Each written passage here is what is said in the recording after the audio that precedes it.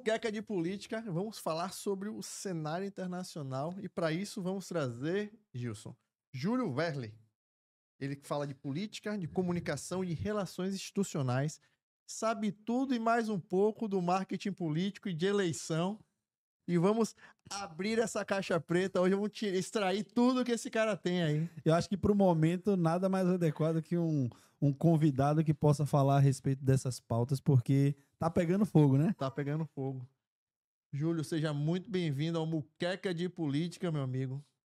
Vamos servir esse prato para quem está nos assistindo. Dá uma temperadinha aí. Vamos botar um tempero internacional e vamos falar um pouco mais de política internacional, que a gente fica muito no Brasilzão aqui. É difícil já falar de política no Brasil. Vamos apimentar aí e falar um pouquinho dessa política que tá pegando fogo no mundo aí. Bom, então, bom dia, boa tarde, boa noite, né, para quem estiver nos assistindo, independente do horário. Eu sou o Júlio, eu sou bacharel e mestre em Relações Internacionais pela Universidade Federal de Santa Maria e eu acabei enveredando também na área de comunicação política, primeiro como diretor de comunicação num município pequeno e depois eu acabei me especializando, fiz um MBA em comunicação governamental e marketing político. E então, desde então, também passei a atuar na área de comunicação, tanto no institucional quanto na parte da política em si, de eleições, né? Então, é uma satisfação enorme estar aqui, obrigado pelo convite e espero que a gente possa desenvolver alguns assuntos legais aqui ao longo dessa conversa. Eu não tenho a menor dúvida. Júlio, explica um pouquinho pra gente o que é que tá acontecendo sem filtro, sem muito rodeio, porque o que a gente tá vendo é uma guerra de narrativas e muita gente tá discutindo e falando, por que o Trump? Por que o Trump, de uma hora para outra, passou a ser uma pessoa tão importante e fundamental a ponto de mexer nessa política, no tabuleiro da política do Brasil? Vamos contextualizar um pouquinho isso e explicar para quem está nos assistindo, para que as pessoas até parem de falar umas bobagenzinhas, que tem muita gente que acaba falando sem entender. Queria que você explicasse e contextualizasse para a gente um pouquinho o que é que está acontecendo e qual é esse cenário que nós estamos vivendo hoje no Brasil. Agora o Trump, na verdade, ele está no seu segundo mandato. E é importante que a gente coloque uma coisa aqui já clara desde o começo, que nos Estados Unidos você não pode, por exemplo, como aconteceu com o Lula aqui, que ele teve 2 mandatos, passou um tempo fora e voltou para mais um mandato. Nos Estados Unidos tem no máximo 2 mandatos. Então, por exemplo, o Barack Obama não pode concorrer novamente, assim, porque ele já cumpriu os 2 mandatos dele. Então o Trump ele cumpriu o seu primeiro mandato lá de 2017 a 2020 e agora ele conseguiu, né, ter sucesso na eleição do ano passado e retornou para um segundo mandato. E, assim, muita coisa surgiu, muita coisa se mudou na comunicação política e na própria mobilização a partir da primeira eleição do Trump, né, a questão da mobilização das redes sociais, da questão da construção de narrativas, ideologicamente as coisas passaram a ser operacionalizadas de uma outra forma, mas o que muda agora para esse segundo mandato dele, a gente pode dizer que é como se agora ele tivesse uma noção plena de como é que se caminha dentro do poder executivo, assim, como se ele tivesse agora a plena noção de isso aqui eu posso fazer, isso aqui eu não posso fazer, o que ele não pode fazer, ele não tem muita noção ainda, mas acho que isso é proposital. Mas ele aprendeu melhor a caminhar dentro do poder, ele aprendeu melhor como movimentar as estruturas, não só dentro do executivo, mas também do judiciário, do legislativo, e como ele pôde, assim, de uma forma bem apressada, se tornar um fiador dos Estados Unidos a nível internacional, né?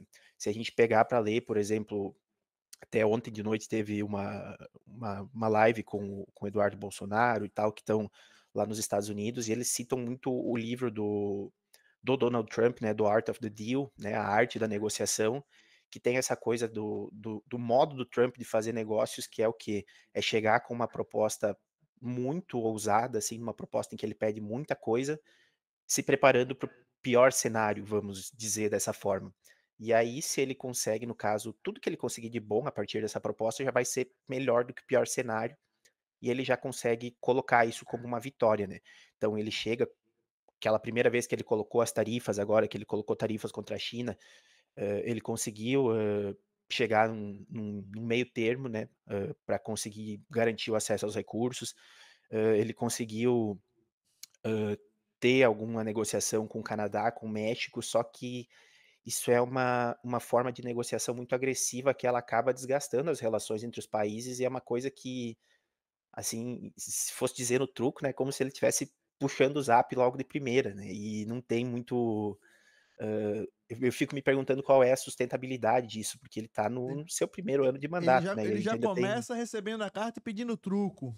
é, Pra, exato, pra quem joga truco, ele pegou o baralho, sem descartar nada, ele já fala truco. Já é, começa assim o jogo, pra assustar mesmo. exato. Essa jogada, né? Você considera ela um pouco arriscada? Porque, assim, a gente sabe que a política ela vive também, não só dos resultados, mas também da retórica, né? E aí, quando um cara ele arrisca muito e depois ele tem que voltar atrás, ele tem que tomar atitudes para consertar uma jogada arriscada, isso pode ser utilizado de uma forma jocosa, né? Por quem está confrontando ele. Você acha que ele tem arriscado demais? Você acha que ele parece que veio realmente, como ele sabe que é o último mandato, ele vem meio que para um tudo ou nada? Sim, são 2 coisas, né. Primeiro a gente tem que considerar que os Estados Unidos, desde a sua, formação, o seu entendimento enquanto país, eles vivem um contexto de excepcionalismo, né. Eles, assim, eles tiveram, por exemplo, a doutrina Monroe, né, que eles como se eles fossem o o guarda-sol, né, o protetor da América do Sul, da América Latina, né, como se fosse todo um continente sob a égide deles, e eles se intitulam os protetores, os defensores do mundo livre, né.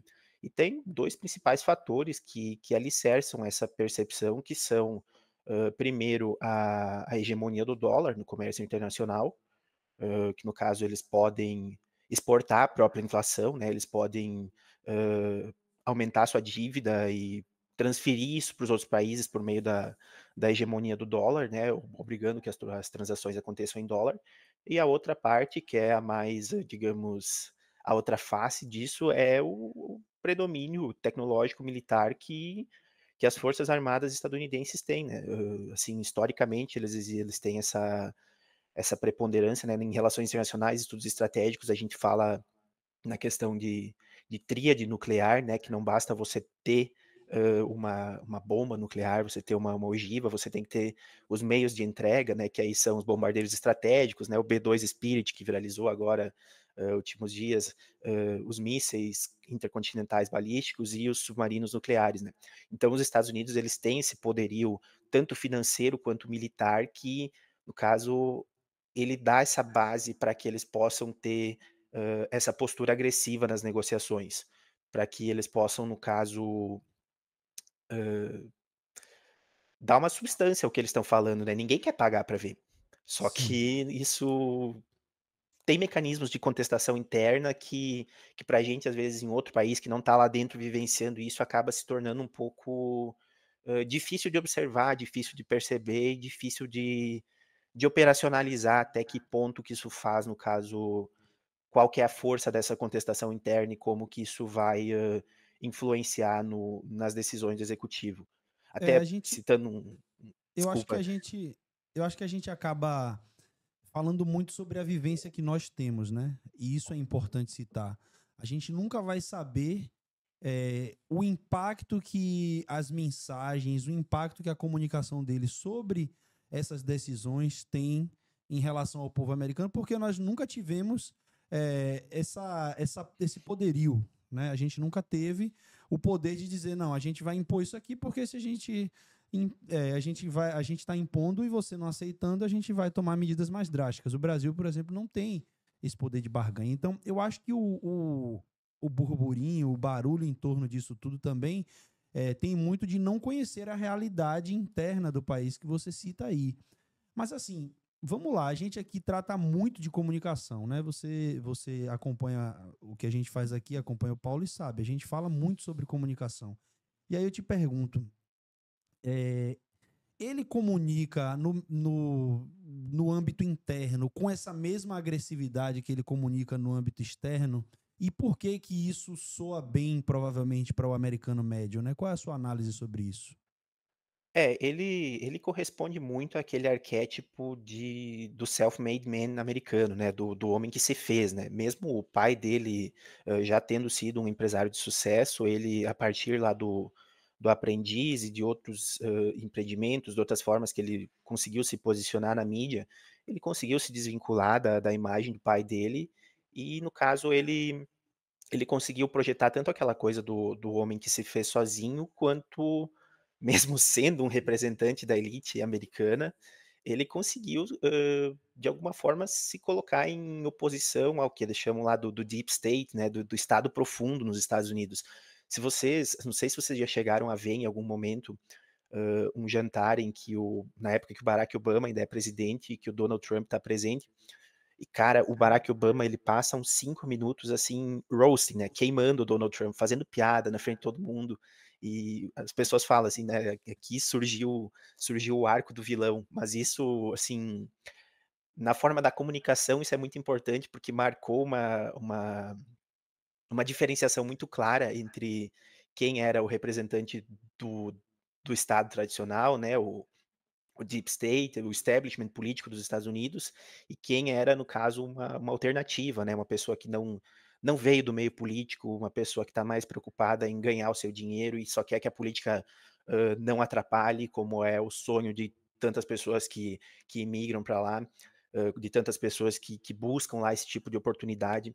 Então, a comunicação dele internamente, principalmente na primeira campanha, ela mobilizou muito sobre esses símbolos, mas agora, hoje em dia, se você for olhar o Instagram da Casa Branca, né, que no caso, lá existe uma lógica de perfil institucional que é diferente, né, É, tem o perfil do POTUS, né, que é do o President of POTUS. the United States, e geralmente ele faz post em colaboração com a Casa Branca, e cara, eu fico olhando aquilo assim, pensando: "Gente, que falta faz um princípio da impessoalidade naquele país", É porque surreal, é surreal. é É surreal. absurdo o tanto A de assessora de promoção imprensa, a pessoal. postura da assessora de imprensa, você vê uma forma totalmente, né, diferente. Aqui no Brasil a gente gosta muito de copiar, né, o que acontece na política de lá. Então, teve a campanha dele em 2016, o Brasil vivia o impeachment de Dilma, aquela confusão toda, e Bolsonaro acabou, querendo ou não, né, ele virou presidente em 2017, o Trump, Bolsonaro acabou, querendo ou não, se apropriando de mu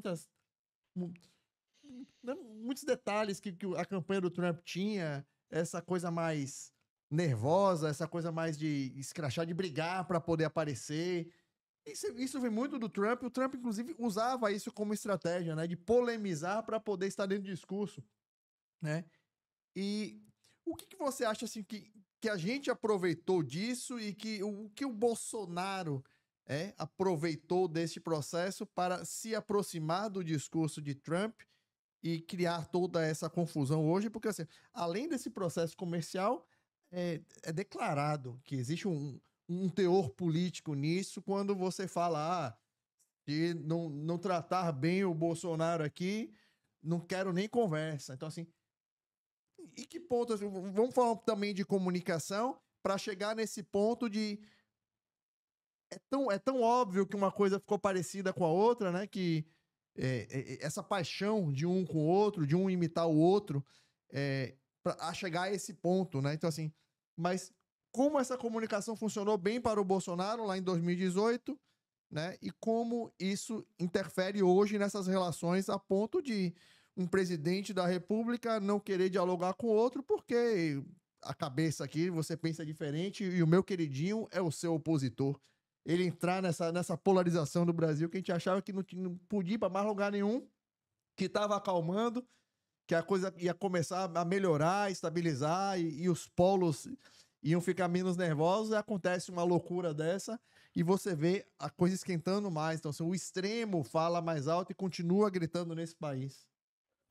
É, assim, até fica aqui uma sugestão de livro, provavelmente a maioria do pessoal já leu, que é o Engenheiro do Caos, do Giuliano da Empoli, que ele fala justamente sobre como esse campo ideológico ele se organiza em rede, meio que consciente ou inconscientemente, né? E aí ele traz desde lá da Itália, do movimento Cinco Estrelas, fala da Hungria também, dos Estados Unidos, do Bolsonaro, como assim são argumentos, são retóricas que se repetem em uma boa medida e que elas conseguem, no caso, mobilizar um sentimento profundo nas pessoas, né. Eu estava vendo alguns dias atrás uma movimentação, assim, da época do Brexit, em que, por exemplo, o pessoal lá do planejamento, agora me fugiu o nome do cara, inclusive é o que tá no filme, acho que é o Dominic Cummings, se não me engano.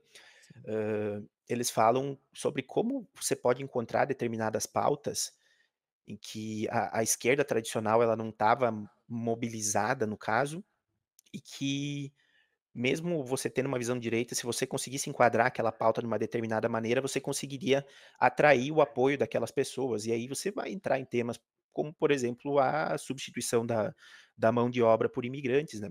E então existe essa coisa desse compartilhamento internacional de táticas, de pautas. Existem os congressos deles que eles discutem, o campo liberal, libertário, esse avanço nessas relações, mas é uma coisa, assim, que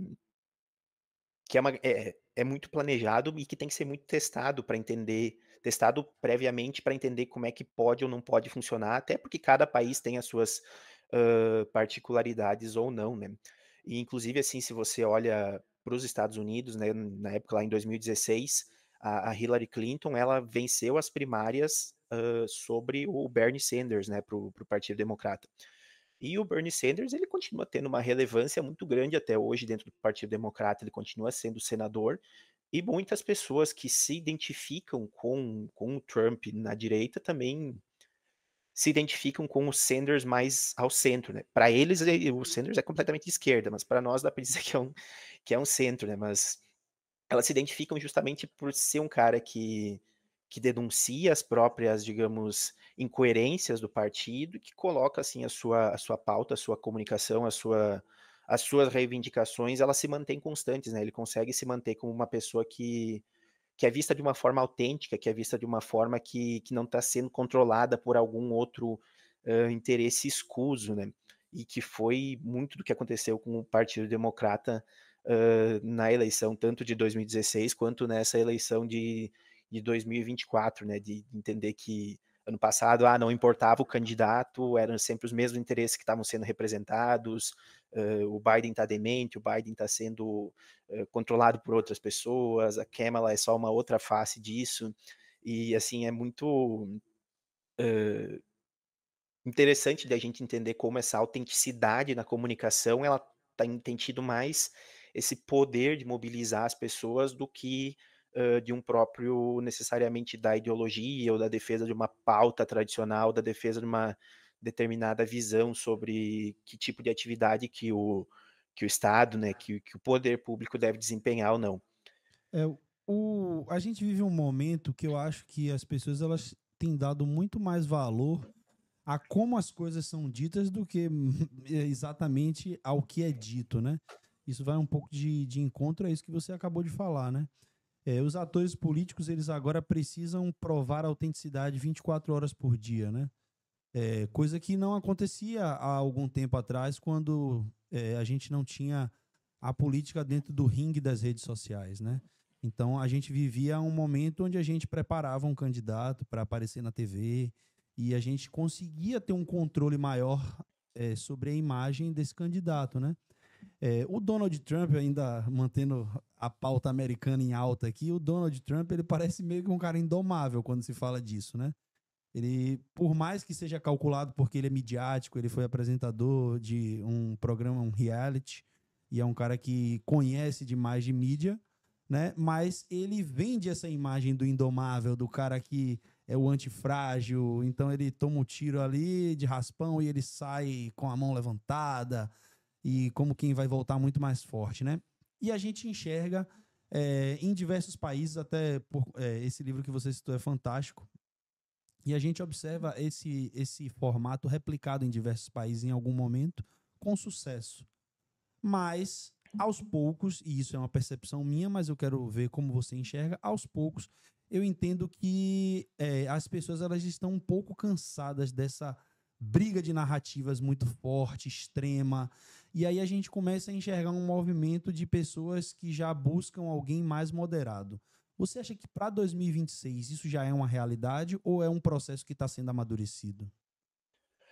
Deixa só assim voltar num primeiro ponto aqui, falando sobre o Trump na coisa de ser indomável, né? Ele trabalha isso muito bem, né? Porque se a gente pegar, por exemplo, ele teve entre os seus, digamos, apoiadores, financiadores, ideólogos de campanha, de um lado o Steve Bannon, né? Que era uma pessoa que tinha muito mais vínculo lá com 2016, com essa coisa ideológica, com essa coisa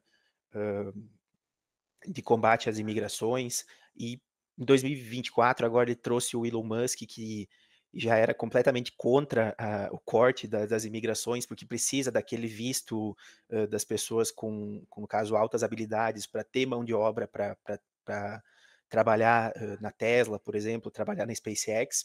Então, e agora o Trump, no caso, conseguiu se desvincular da figura do Musk, né, quando eles romperam as relações. Então ele joga muito com essa coisa do você pode ter poder, mas à medida que você não me for útil, ou que você não se curvar aos meus interesses, né, que ele consegue colocar os interesses dele como se fossem os interesses de Estado, você não tem mais essa utilidade para mim. Agora, sobre moderação, realmente, assim, eu tendo a concordar contigo, porque eu mesmo sou uma pessoa que busca a moderação e a gente percebe que as pessoas estão cansadas do discurso ideológico por ideológico, assim, elas têm as suas crenças, as suas convicções, mas é muito difícil pensar num governo completamente baseado nisso, porque ele não te dá nenhuma previsibilidade, né?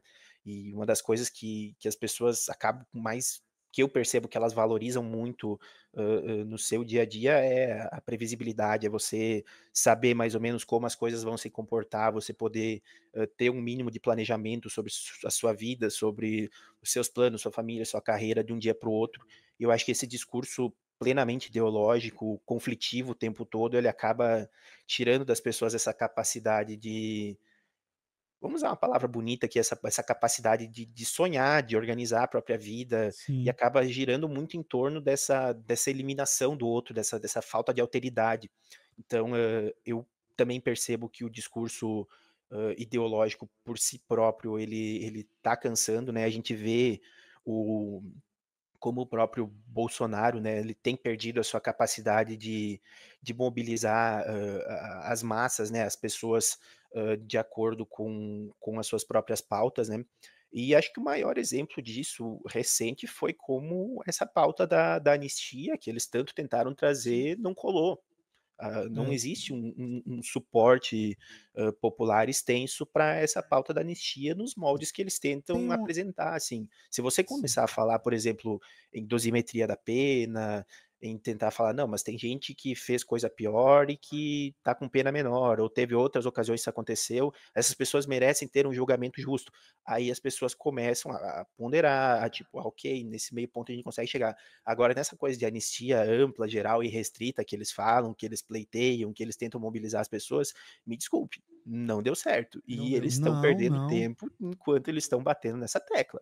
Né, agora, Júlio, você acredita que essa moderação, ela cabe e teremos tempo para que isso aconteça até a próxima eleição? Estamos há um ano e alguns poucos meses disso.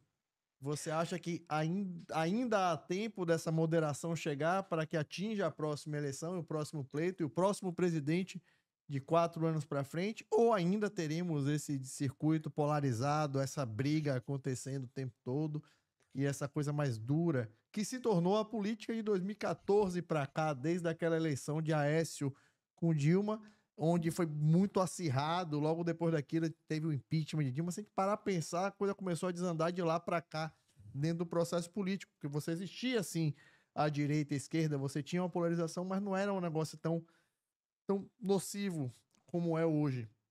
Você acredita que há tempo disso ser corrigido até outubro de 2026 ou ainda não? Eu tenho sérias dificuldades em acreditar nisso, porque o Lula continua podendo concorrer e o Bolsonaro continua influenciando o debate, né? Tanto que entre os governadores que se postulam como potenciais candidatos à presidência da República, a maior disputa entre eles é ver quem que vai ter efetivamente o apoio da base bolsonarista, né? Que sozinha não ganha uma eleição, mas que com certeza é um fiel da balança, né, é um percentual muito alto e que acaba sendo um ativo eleitoral do qual nenhum desafiante a uma eventual reeleição do Lula, pode abrir mão caso ele deseje ganhar as eleições de verdade, né. Então acredito que no momento que essa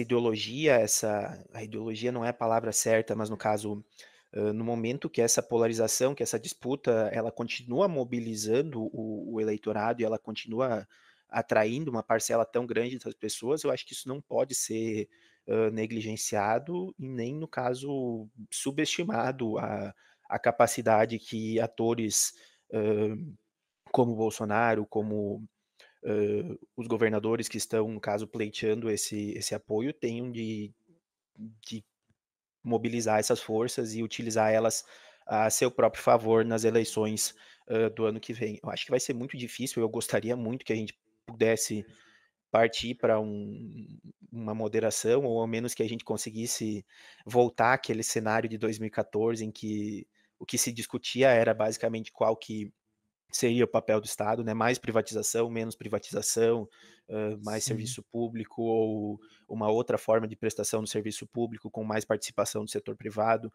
Aquela coisa um pouco mais racional, só que isso também depende do letramento político das pessoas e a gente É sabe como isso é difícil. difícil de conseguir na É, prática. sobre essa pauta, uma questão que eu queria levantar aqui é o seguinte. Primeiro eu vou falar um pouco de como eu enxergo. As pessoas elas votaram no Bolsonaro, né? E isso é um pouco uma visão particular minha, muito pela questão de romper com o sistema, né? Apesar de que muitas pessoas se sentiram representadas com falas dele polêmicas, né?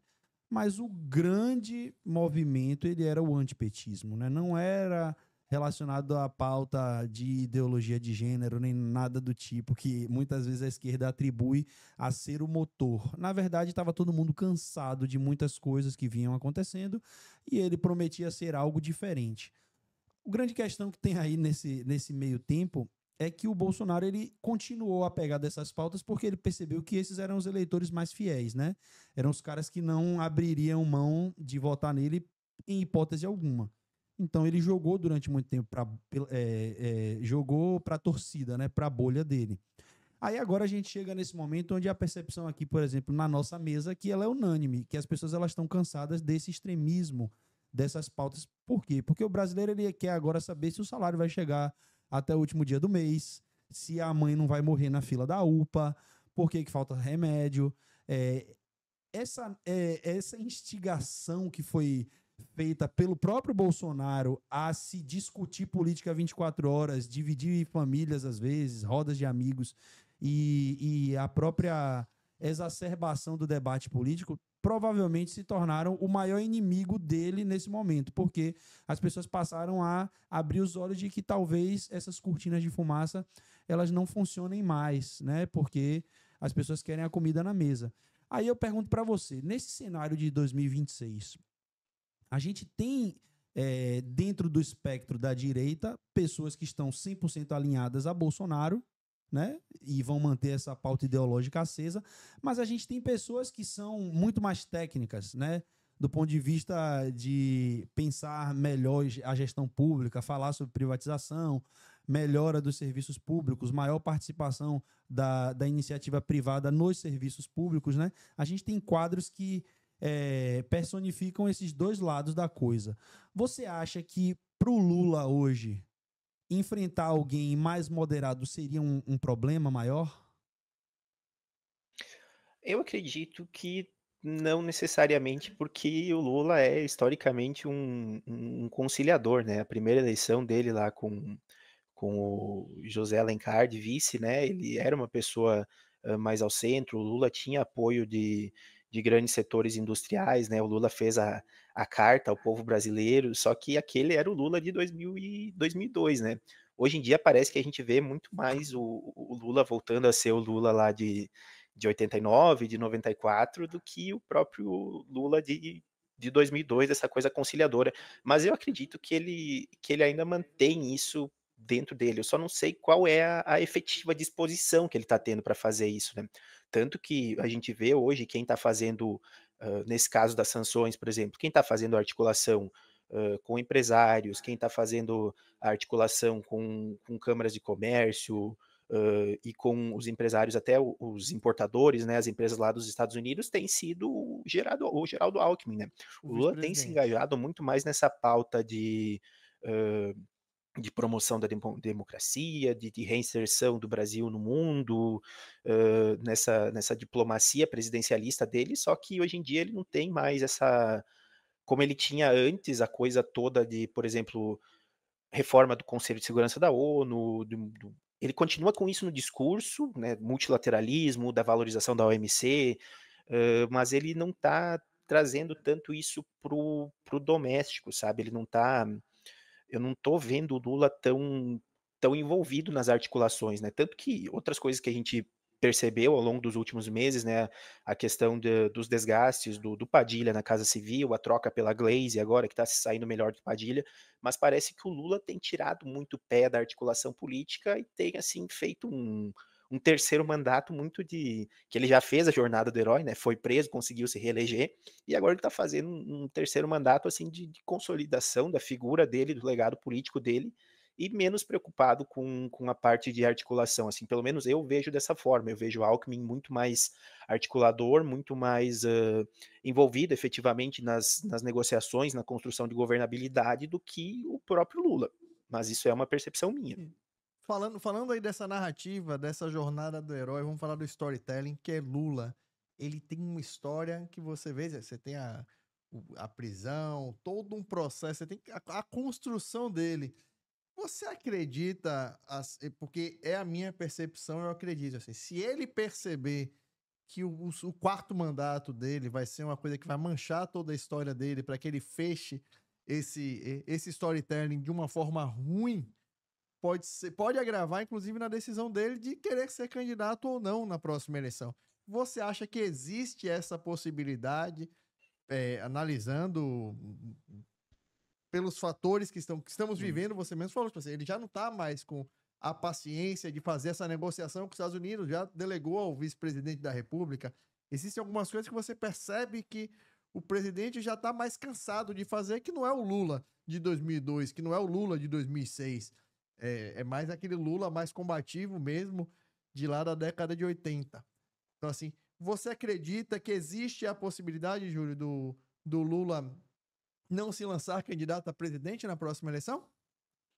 Eu compartilho da visão de diversos analistas que acho que a única hipótese possível do Lula não se lançar candidato seria se ele tivesse algum indicativo muito claro de que ele teria uma chance real de perder a eleição nas pesquisas. Eu acho que se não fosse por esse fator, se não for esse fator, nenhum outro fator vai, além de, claro, que eles estão fora do nosso controle, vai tirar o Lula eventualmente da disputa, até porque ele não construiu o sucessor, né, não existe, um nome na esquerda, nesse campo todo, que possa representar, uma alternativa com a envergadura, política, história e a relevância, do Lula pra redemocratização do Brasil, para retomada econômica, para consolidação da posição internacional do Brasil.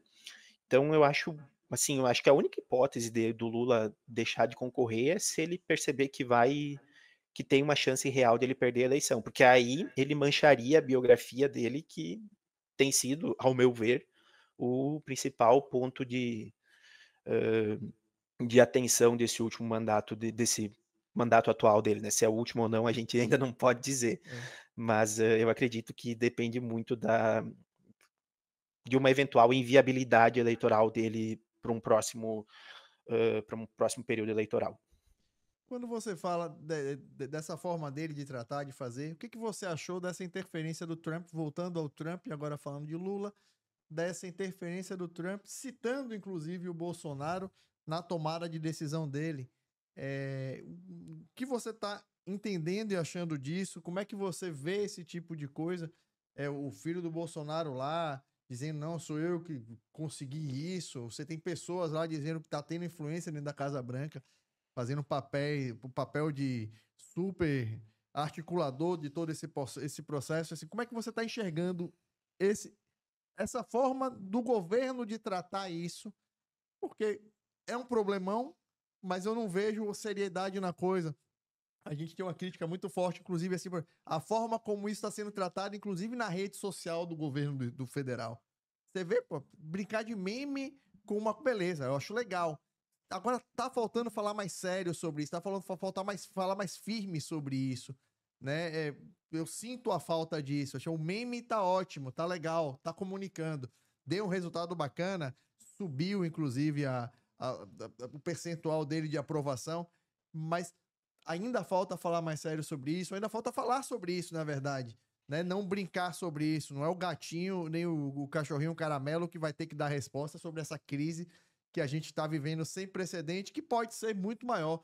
Inclusive, a gente até brincou que a hora que este programa for ao ar, pode ser que a crise seja muito maior do que a que a gente está discutindo aqui agora. Sim. Ou De talvez tão esteja louco que resolvida, tá, né? tomara. Ou que já esteja resolvida, né? Quem sabe o milagre acontece. É. Não, então, o que eu percebo, assim, eu sinto muito que o Lula perdeu algumas oportunidades de posicionar o Brasil internacionalmente de uma forma mais ponderada. Hã, assim, é consenso na comunidade internacional de que a carta do Trump ao Brasil, ela é, completamente, assim, tô procurando uma palavra amena, assim, mas não é baseada em verdades, tanto a É parte descabido, né? de que o Brasil tem um déficit comercial, que os Estados Unidos têm um déficit comercial com o Brasil, não é verdade. Existe todo esse debate mais amplo sobre regulação das plataformas sociais, em que o Brasil tenta se aproximar muito do modelo da União Europeia de regulação, de responsabilização, dos provedores, e isso não é o interesse dos Estados Unidos, mas isso é com base na interpretação de liberdade de expressão que eles têm, né, uma liberdade de expressão lá com base na primeira emenda, e que eles podem se manifestar sem ter muito temor de represálias, né. No Brasil você pode se manifestar, só que você vai ser responsabilizado pelas coisas que você falar, e você vai, no caso, ter que responder por isso. Então, assim, a postura do governo dos Estados Unidos em impor essa carta, ela foi, assim, amplamente criticada pela comunidade internacional, porque a base econômica na qual ela se alicerça não se sustenta, e isso inclusive foi contestado dentro dos Estados Unidos. O próprio o economista lá, o ganhador do Nobel, acho que foi de 2008, o Paul Krugman, escreveu que isso seria, essa tentativa de interferir numa outra democracia, seria até passível de impeachment para o Donald Trump. Só que a gente sabe que os Estados Unidos têm esse histórico de intervenção em outros países, né, até conosco mesmo, a gente sabe, quando foi que isso aconteceu. Só que dentro lá, a gente volta para aquele ponto do começo, que a gente não tem a dimensão das coisas que estão acontecendo dentro dos Estados Unidos, né. Lá dentro dos Estados Unidos, isso é uma coisa tão, é uma gota d'água no oceano, né, porque, num dia taxou o Brasil, aí no outro dia taxou a Espanha, no outro dia taxou o Canadá, no outro dia taxou a União Europeia, e aí todo mundo brigando por Trump, para a administração dos Estados Unidos liberar os tais dos Epstein Files, né, que não sei se vocês estão cientes, né, do milionário, bilionário que se suicidou e que teria, no caso, relações com uma rede de tráfico humano, com pedofilia, não sei nem se pode falar esses termos no YouTube, mas que no caso, que tem todo esse escândalo no qual o Trump estaria implicado, e o Trump fez disso uma plataforma de campanha de que, se eu for eleito, eu vou drenar o pântano, eu vou liberar os arquivos do Jeffrey Epstein, e ele não está fazendo isso. E ele está, assim, Sim. dando a entender que ele tem acesso a esses arquivos, que ele olhou para aquilo e falou: não tem nada de interessante aí, eu não sei por que as pessoas se preocupam com isso, ao passo em que a contestação interna dele sobre esses fatores, ela aumenta cada vez mais. Então lá dentro, o Brasil é uma gotinha d'água. Só que aqui pra gente, né, porque claro, o que a gente percebe, o que a gente vive, isso tem um peso maior, principalmente porque escancara algumas das dificuldades de articulação que o país está tendo, a nível exterior, né. Então eu acho, assim, o pronunciamento que o Lula fez na semana passada, o pronunciamento que ele fez domesticamente, foi muito mais ponderado do que a entrevista que ele foi dar pra CNN Internacional na Christiane Amanpour, quando ele vai dizer que o Trump não foi eleito para ser ditador do mundo, que o Trump não tem que interferir no poder judiciário brasileiro. Ele tá certo. Eu acho que ele tá certo. Só que Mas eu não ele sei usou se uma tem essa linguagem para necessidade cada dele meio porque ele posicionar. estava falando com públicos diferentes. Só que ele usou a linguagem mais agressiva para falar com a pessoa com quem ele tem que negociar. Ele não usou a Vixe. linguagem mais agressiva, mais exaltada para Por falar com mais as certo que pessoas que esteja, podem ele tá dar. numa mesa de negociação. Exato, ele não usou essa linguagem, no caso, exaltada, nacionalista, para falar com as pessoas, no caso, que agora todo mundo fala: "Ah, porque o Trump deu um inimigo externo para o Brasil, agora a popularidade do Lula vai subir". Eu acho que tá muito cedo para falar em tudo isso, essas coisas podem mudar muito rápido. Só que eu acho que quando ele vai ocupar esses espaços internacionais, aos quais ele sempre teve acesso, porque ele sempre foi visto como, hã um líder democrático, como um líder, representante dos países, e aí tem diversas denominações, países emergentes, sul global, o antigo terceiro mundo, não importa. Ele sempre foi visto como um representante dessa parcela do mundo, só que eu acho que no momento que ele vai dar uma entrevista internacional, pensando numa eventual negociação, ele precisa maneirar, assim, dizer: "Olha, a gente queremos negociar, estamos à disposição para negociar, construir soluções conjuntas, reconhecer os 200 anos de Sim, mais de 200 anos de parceria, de relações diplomáticas entre Brasil e os Estados Unidos". Porque o que que foi o grande diferenciador do Brasil da Argentina lá no fim do século XIX? A Argentina continuou vinculada predominantemente ao Reino Unido, enquanto o Brasil observou uma janela de oportunidade num alinhamento mais próximo aos Estados Unidos e conseguiu colher os benefícios disso, nas relações internacionais. Hoje em dia, a gente parece que está sendo repelido dos Estados Unidos à China, só que de qualquer forma não é um parceiro comercial, ideológico, cultural, econômico, de que a gente possa se afastar de uma forma que não vai ser traumática. Então eu acredito que domesticamente ele tem lidado com a situação ainda de uma forma muito melhor do que ele tem lidado com ela internacionalmente. E essa forma de lidar internacional é que tem me preocupado. você falou da forma Trump de negociar, né, de criar o problema. A gente costuma dizer que é colocar o bode na sala, né. Então você tem uma família Essa expressão é boa. brigando em conflito, aí você bota um bode na sala dessa família, esse bode vai criar um caos na vida dessa família. Quando você tira o bode, aí a família percebe que não tinha problema nenhum, né, porque o bode mostrou que existem problemas maiores. Eh Quando o Trump tirar esse bode da sala, porque ele pode fazer amanhã, inclusive, antes desse programa sair ir ao Uhum. ar, ele pode tirar esse bode da sala e falar: não, tudo bem, vamos aqui. E vai ganhar uma, duas, três barganhas. Eu acho que isso é natural.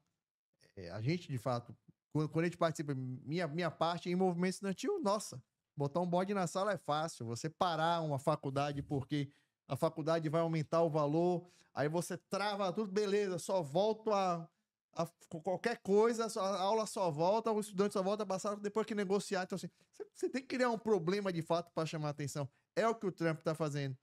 Mas, qualquer momento, ele pode tirar esse bode. E E aí, eu como acho é que tá que o Lula dentro disso aí? Como é que tá o Brasil dentro disso?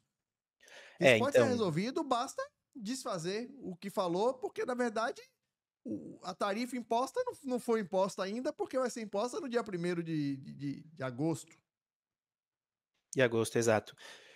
É, eu acho que a gente tem que observar nesse caso, principalmente, como é que vai ser o enquadramento de uma eventual negociação disso, né? Quem que vai conseguir se colocar como um responsável, no caso, pelo apaziguamento dessas tensões, né, porque se a gente for pegar, por exemplo, uma coisa que aconteceu alguns meses atrás, né, o caso do INSS, mesmo que o governo soubesse que já estava acontecendo, que haviam investigações em curso, etcétera, quem conseguiu enquadrar a notícia, quem conseguiu enquadrar isso de uma forma que chegasse efetivamente às pessoas e as pessoas moldassem a sua percepção, foi o Nicolas. Então, assim, o governo do Brasil, ele tem perdido muitas oportunidades domesticamente de enquadrar determinadas situações de uma forma que ele possa se beneficiar delas. Então eu estou tendo, assim, bastante preocupação, bastante curiosidade em entender como é que vai ser esse enquadramento, desse pós-tarifaço, né, de como é que isso vai, quem que vai sair como no caso, um negociador, quem que vai sair como uma pessoa forte disso. Porque o Alckmin fez a reunião na semana passada com representantes comerciais, com federações, com confederações, e o Tarcísio no mesmo dia estava tentando fazer reunião do mesmo tipo. Então, a gente percebe que essa barganha, que essa tentativa de ocupar esse espaço, ela já está acontecendo. Sim. Então, eu me pergunto muito, não só como é que isso vai ser colocado em termos de narrativa, porque eu efetivamente é difícil a gente pensar, assim, que pelo teor da carta, pelo teor das cartas que vieram, pelo teor da perseguição, que isso vai ter alguma, hã, solução que não seja, algum grau de cessão, de concessão no âmbito, hã, do judiciário ou ao menos algum tempo um termo de apaziguamento, mas é muito difícil você pensar qual é que pode ser um resultado disso, porque as coisas escalaram num ponto, assim, mesmo no judiciário, que é muito difícil você pensar em alguém dando um passo atrás, sabe. É muito difícil, tá, e aí, o que que tem para fazer aqui? É muito difícil. A nível das empresas, das confederações, das, entidades de classe, tem empresa americana que importa suco de laranja do Brasil, que está processando o governo dos Estados Unidos lá dentro do próprio país por conta dessas tarifas, por inviabilizar a sua atividade financeira.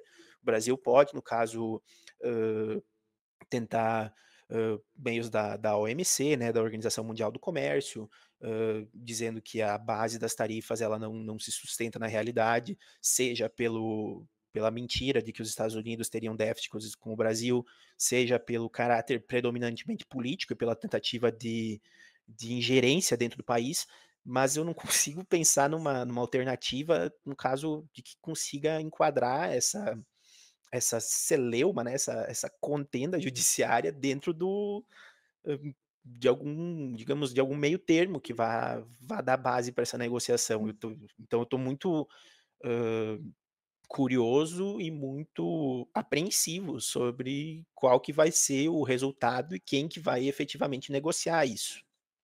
Porque, por exemplo, o Brasil, nós não temos um embaixador dos Estados Unidos nomeado no Brasil no momento, nós temos um representante de negócios, então assim, não tá tendo uma base para uma conversa de alto nível, e eu acho Sim.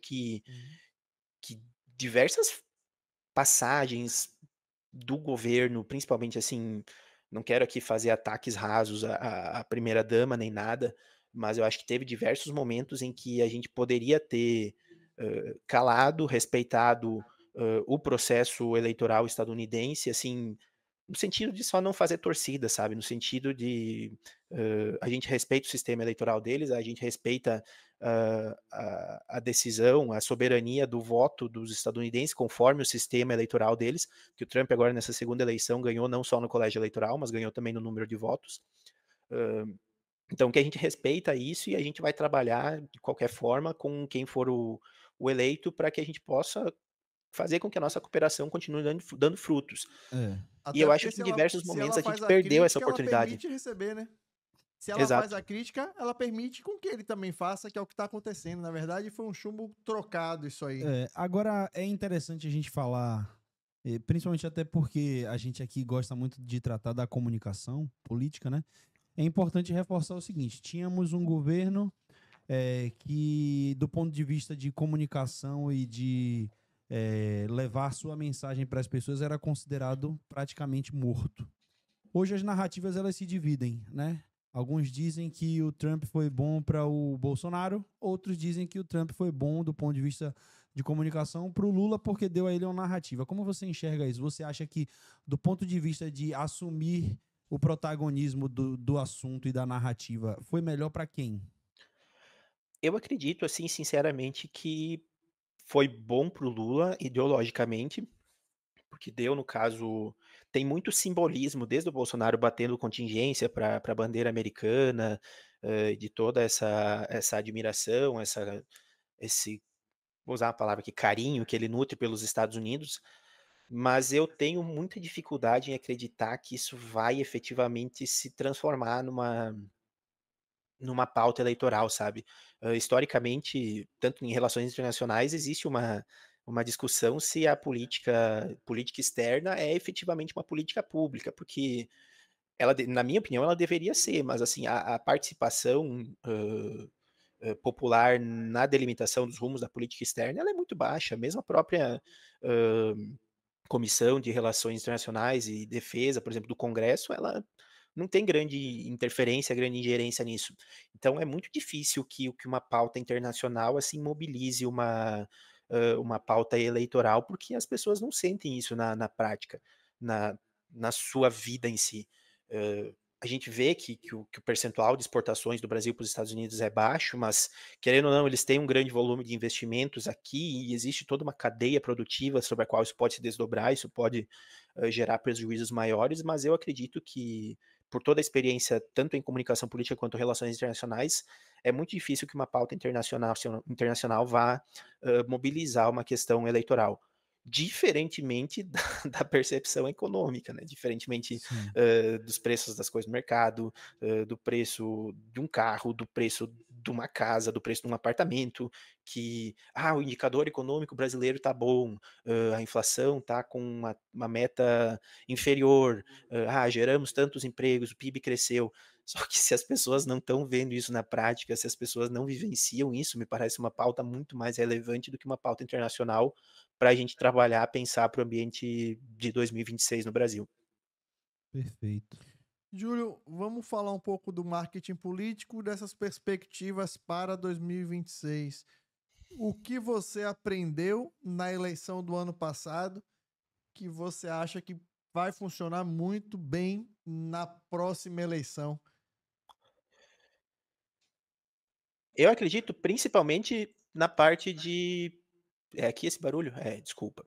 Eu acredito principalmente na parte de mobilização e de autenticidade, sabe, a parte de construção de relacionamento, no sentido de que você se mostrar uma pessoa, autêntica, você ter as suas pautas muito claras e você conseguir manter as pessoas, conscientes de que você é a pessoa que está defendendo, esses determinados interesses, esses determinados,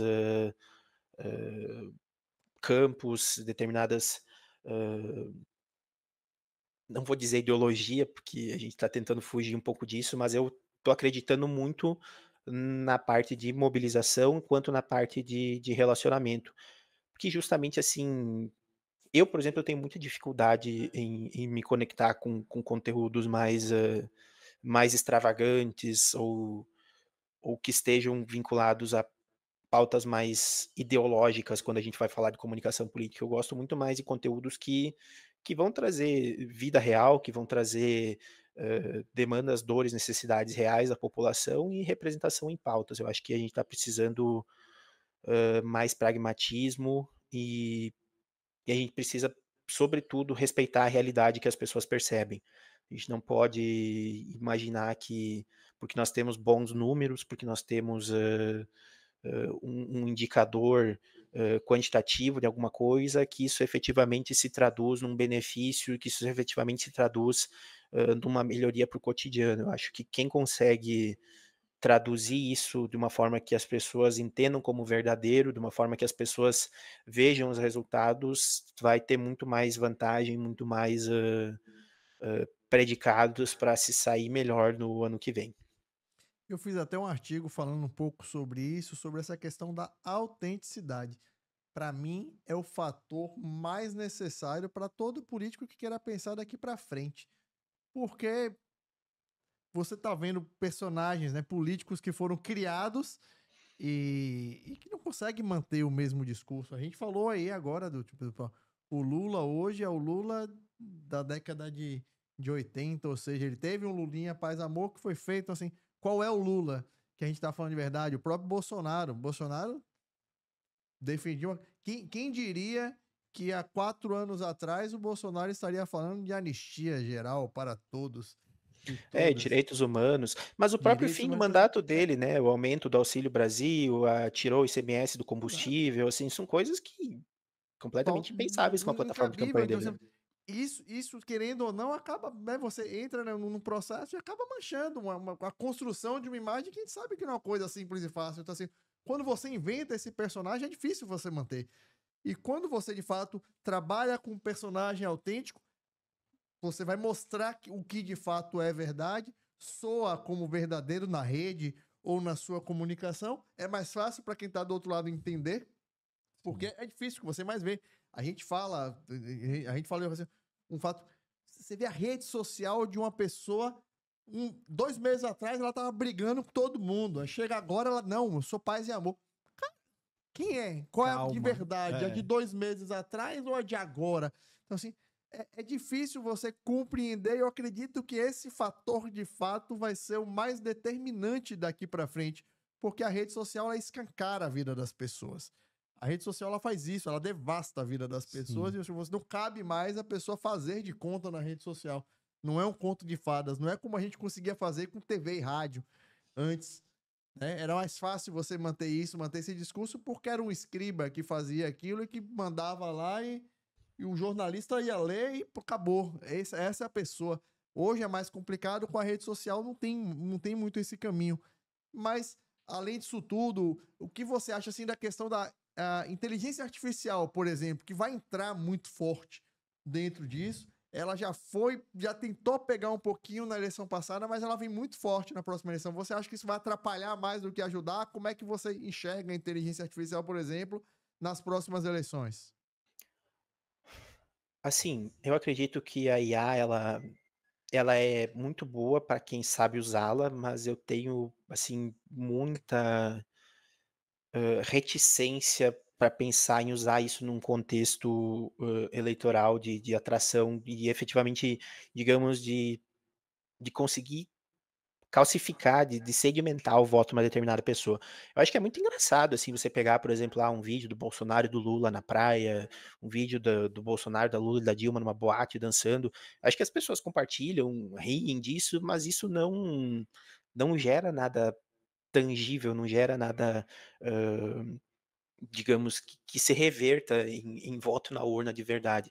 É E eu só acredito que entretenimento, né? é, só que eu acredito que e as pessoas elas percebem isso de alguma forma, assim, ninguém vai eu acho que ninguém vai pensar o seu voto de acordo com essa coisa, pura e simples do entretenimento baseado numa fantasia, né, numa piada.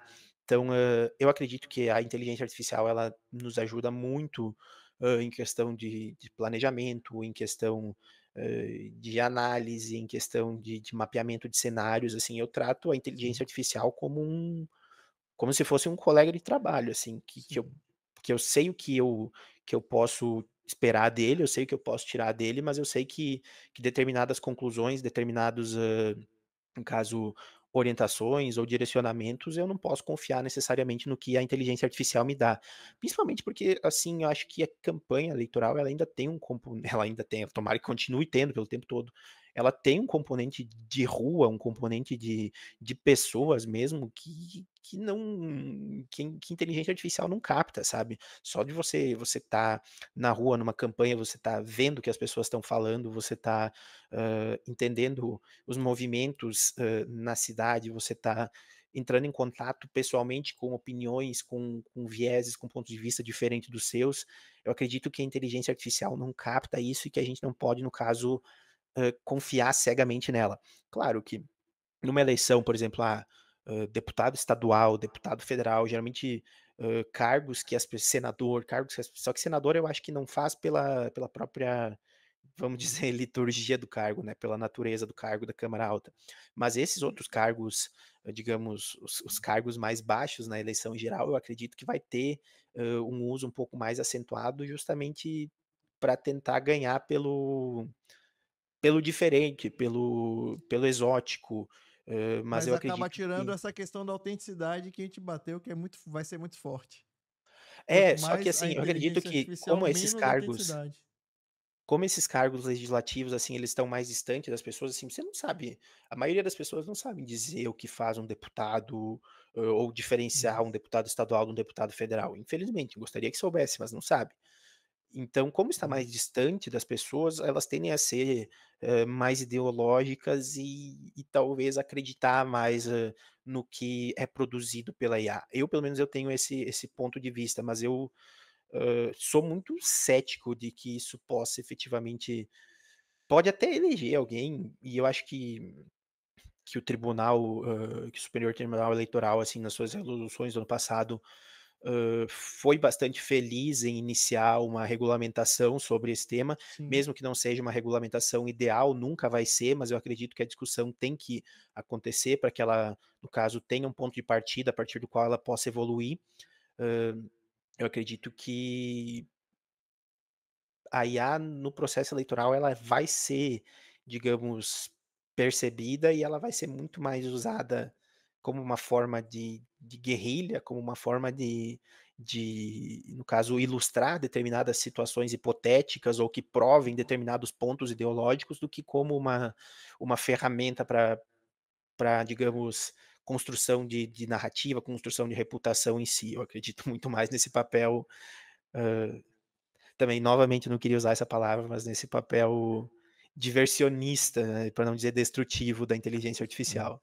A grande questão é que quando uma tecnologia nova chega, aí fica aquela conversa no entorno sobre como vai ser Uhum, utilizada, e aí vem a galera da tragédia anunciada falando que uhum, agora vai ser tudo com IA. Mas assim, o que a gente vê é que o uso da inteligência artificial, que eu acredito que ele vai acontecer de forma muito mais forte no pleito de 2026, ele vai ser muito mais do ponto de vista de divertir, criticar com certo humor, ilustrar ideias e pretensões de um político, mas a questão até do deepfake, a gente já percebe que pelo uso, o brasileiro já está começando a ficar treinado, né? uhum. Essas coisas assim, quando é para malandragem, para resenha e brincadeira, o brasileiro domina rápido.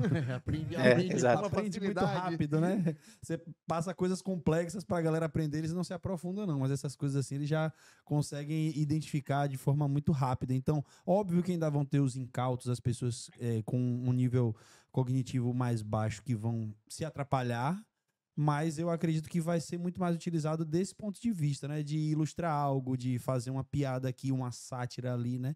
Quem souber usar bem isso vai ter mais uma arma na mão, né? Sim. Eu acho que a grande vantagem é essa. Júlio, a gente tá chegando aqui no finalzinho do nosso papo e a gente tem uma brincadeira que a gente faz aqui no final, que é a pimenta de cheiro e pimenta malagueta.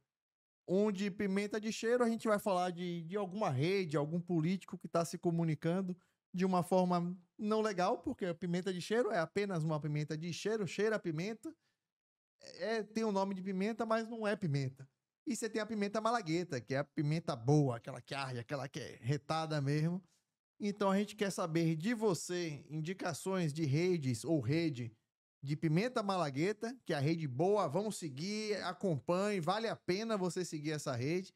E redes pimenta de cheiro, que assim, não vale a pena, o cara não tá fazendo esse negócio legal. E a gente queria entender de você, pra você se comprometer também um pouquinho aí e fazer umas inimizades, que você tem poucos inimigos, né? Vamos botar uns 3 inimigos aí pra você. Tá bom, vamos lá então. Eu tô gostando muito, assim, das poucas pessoas que eu acompanho, assim, a rede social, eu tô gostando muito do formato do Eduardo Paes. Ontem ele postou inclusive, um vídeo sobre obras de macrodrenagem, sobre esse tipo de construção, e assim, ele consegue não só não ser superficial, quanto ele tem todo aquele arquétipo, aquela coisa de ser exatamente mais um, né. As pessoas brincam que ele nasceu para ser prefeito do Rio.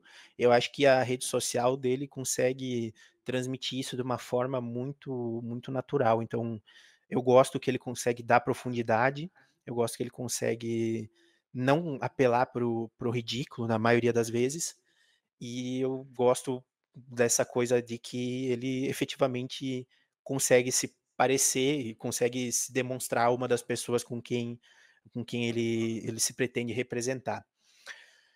Agora, como a outra insossa é pimenta de cheiro, eu não vou citar um nome pessoalmente aqui, Ó, porque eu pra isso, não um absurdo isso. Isso é um absurdo, não, isso é um mas eu absurdo. vou Se eu você vou vou tivesse no dizer estúdio, assim a que eu tô gente ia tendo trancar a muita porta até você citar um nome, mas infelizmente estamos online. não, eu vou dizer então que eu tô tendo muita dificuldade com a base parlamentar de apoio do Lula, assim, com deputados do PT em geral que parecem muito mais preocupados em defender ideologicamente o governo, falar sobre as conquistas do governo, do que falar sobre o que eles estão efetivamente efetivamente mandando para os seus estados enquanto emendas, como é que tem sido a atuação deles para beneficiar a vida das pessoas. É uma coisa que eu vejo em mais de um perfil, assim, a gente tem amigos, pessoas que trabalham e que também, hã, acabam fazendo um diagnóstico muito similar, e a gente sabe que isso não provém necessariamente da comunicação em si, mas que tem outros imperativos políticos, e no caso é um erro culpar os desafios, da política como desafios de comunicação, mas eu acredito que deputado que quer se reeleger tem que mostrar o que ele traz de tangível, o que ele traz de visível, para a vida das pessoas, o que o trabalho dele, o que ele está representando, está fazendo, e se preocupar um pouco menos com defesa ideológica do executivo, que não vai ter a capacidade de transferir votos que eles esperam. Interessante a percepção. O universo político tá tomando mais conta da comunicação do que a própria comunicação. Isso, de fato, a fatura chega pesada. Vai chegar, Uhum. o trabalho é triplicado a partir de abril do ano que vem. Se é que eles vão começar em abril do ano que vem, que normalmente já era para ter começado, mas pelo visto não. Boa É, e a gente percepção. sabe Ao que invés de que um inimigo, existe ele fez uma vários É, inimigos, é né? bom assim, pô, é não, e a bom gente assim. sabe que existe uma percepção, assim, já anunciada, não vou dizer nem percepção, mas uma estratégia anunciada de Sim, ocupar o Senado por partidos de direita a partir Sim, da sim, eleição do ano que vem. sim, sim. sim. Isso Então, já tá assim, escancarado a hora que desde a essa eleição conta chegar. passada. Bom, Exato. agora a gente parte aqui para o quadro final, que é um ping-pongzinho. Eu faço algumas perguntas para você responder de bate-pronto. Não precisa ser em uma palavra, mas é legal que seja uma resposta bem concisa, certo? Bem resumida. Então, assim, a gente falou muito sobre pautas internacionais, então eu queria que você desse a dica aqui para a galera que assiste a gente. Hoje, qual é o perfil de político que pode e deve usar pautas internacionais em seu mandato? Putz, acho que nenhum. Acho que nenhum. É muito, eu para mim, no caso, como pela própria estrutura federativa, né, pelo próprio arranjo, quem tem capacidade de responder internacionalmente, né, quem é dotado de soberania é a União. Então, eu acho que isso compete apenas aos líderes do executivo federal. Isso é bom porque a gente tá vendo um monte de vereador aqui se posicionando contra Trump. Que é terrível. E é Tem um divertido vídeo bom acompanhar. da Ava Santiago, tem um vídeo muito bom da Ava Santiago lá em Goiânia, que ela fala justamente: "O vereador de Goiânia". Cara, é muito bom, muito É bom. divertido ver, porque E parece que o muda o cara, quê, parece né? que o cara vai resolver, né, o E problema muda o quê? internacional que a gente E tá sua vivendo. opinião mudou o quê neste universo todo? E agora vai, né? Agora vai. Agora o Trump a gente retira a consegue. tarifa. Agora o Trump pede desculpa até pela carta que mandou. É complicado demais, mas é. Demais. Inteligência artificial versus mão de obra humana. Como dosar? Inteligência artificial como suporte para analisar, níveis, quantidades de dados maiores, e mão de obra humana para ter a sensibilidade, para mim me incomoda muito frase que está palavras mal acentuadas, frases mal construídas, vírgula colocada no lugar errado, e muita coisa disso passa, assim, o Paulo sabe que eu sou um cara chato com legenda, assim, eu sou insuportável, eu não consigo ver coisa Um errada, pouquinho então mais do assim. que isso. Você tá sendo bem modesto. Você é um pouquinho mais do que isso. Não, então assim, eu tenho muita dificuldade com essa parte Eu fazia assim, do eu uso falei, irrestrito da IA, então, vai IA mudar alguma coisa essa vírgula, Júlio? pode mudar. Mas Né. é, pode Então assim, eu mudar, acho né? que a IA pode fazer, mas eu acho que sempre tem que ter uma supervisão, sempre que tem que ter uma revisão, sempre tem que ter um componente humano no meio do loop. Até porque uma das principais regras disso lá que a IBM lançou lá pelos anos 70 é que as máquinas elas não podem ser responsabilizadas, pelas coisas, porque elas são estatisticamente, elas funcionam de uma forma estatística, elas não funcionam da mesma forma de Sim, raciocínio que nós temos. Então, IA pode ser uma ferramenta para produção lá na base, mas sempre com revisão, sempre com supervisão e sempre com aprovação de alguém responsável. perfeito. Qual é o indicador que faz o Júlio perceber que é necessário mudar determinada estratégia? Difícil, hein? Eu acho que, putz, mudar a estratégia, assim, eu aprendi a trabalhar com comunicação política de uma forma a que a coleta dos indicadores para embasar uma mudança de estratégia, ela vai muito mais de uma pesquisa qualitativa do que de uma pesquisa quantitativa ou de alguma percepção, de alguma evidência anedótica, como se chame, né. Então eu acho que a questão de mudança de estratégia, ela tem que ser muito, pensada de uma forma a entender como as pessoas percebem tanto a estratégia existente, quanto a futura estratégia ou o caminho que se pretende tomar. Porque nas ciências, sociais e humanas, e até em outras áreas, existe um conceito que se chama, path dependency, né, que é a dependência da trajetória. Mesmo que você mude a estratégia, aquilo que você fez anteriormente vai seguir repercutindo, vai Sim. seguir, no caso, produzindo efeitos no futuro, mesmo que você tenha, feito uma correção de rota. Então eu acredito que tem que ser uma coisa muito pautada em pesquisa qualitativa e uma coisa que não seja que possa ser conciliado com o que existia anteriormente, assim, eu tangenciei essa resposta, porque eu não consigo dizer um indicador preciso ou um Não, momento específico que me eu acho que faça você mudar uma falou estratégia. eu acho que você falou algo que para mim e para o Paulo também a gente cita muito aqui, é algo que é decisivo, né? Quando os dados eles medem que aquilo ali não está funcionando. Então, uma pesquisa qualitativa, por exemplo, é um indicador, a depender do seu resultado, né? É um indicador de que a estratégia talvez ela precise ser mudada, né? Então, você não tangenciou tanto assim, É, não. Você, não, você é só falou que de a forma qualy ela não ampla, né? generaliza, né, a qualy ela É, não produz uma generalização, né, ela é muito mais é, para você exato. fazer uma coisa mais, digamos, testar um aspecto pontual, mas ela não você não pode extrapolar aquilo para a população toda, né. Então eu Exato. acredito que pesquisa, qual e É. quant, os 2 se complementam. E para finalizar, uma pergunta que eu sempre deixo para todo mundo que a gente convida aqui. Para as eleições de 2026, o que você espera do cenário de marketing e comunicação política?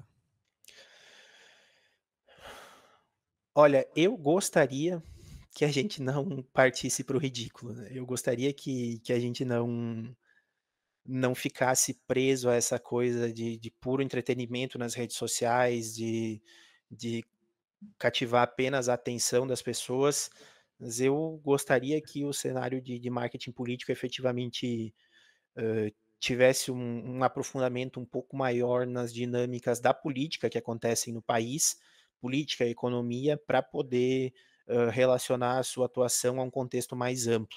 Acredito que agora aqui eu posso fazer inimizades, Paulo.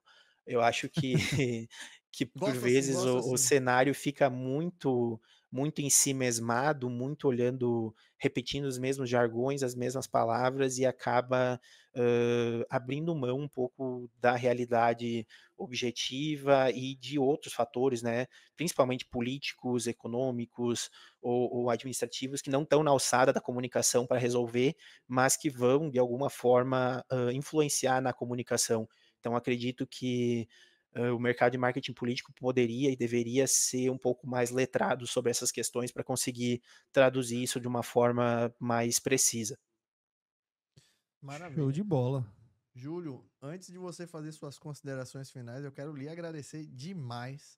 Quem lhe conhece sabe o quanto é difícil fazer o que nós fizemos aqui com você, tirar você da caixinha e fazer você falar, entregar esse conhecimento pra gente. Pra mim foi fantástico, porque assim, tive o prazer de fazer campanha com você, tive o prazer de conhecê-lo melhor e saber o baita do profissional que você é. E assim, muito bom poder compartilhar os seus conhecimentos com quem nos assiste. Gilson tá aqui também. Show de bola. Foi um papo muito bom, um papo muito fantástico. E assim, faça mais isso, cara. E assim, quem quiser beber um pouquinho mais dessa sabedoria, a gente consegue como? Eu tenho um WhatsApp. Pra mim é fácil. Ah, é. Eu tô lá no Instagram, no Júlio WB, mas eu confesso que eu não sou muito fã de usar a rede profissionalmente.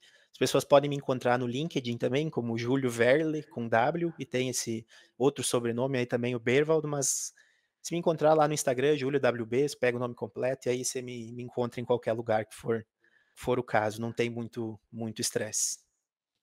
Meu amigo, muito obrigado mais uma vez. A gente fica por aqui. Até a próxima, pessoal. Até mais. Valeu, até Obrigadão mais. pela oportunidade, pessoal. Tchau, tchau.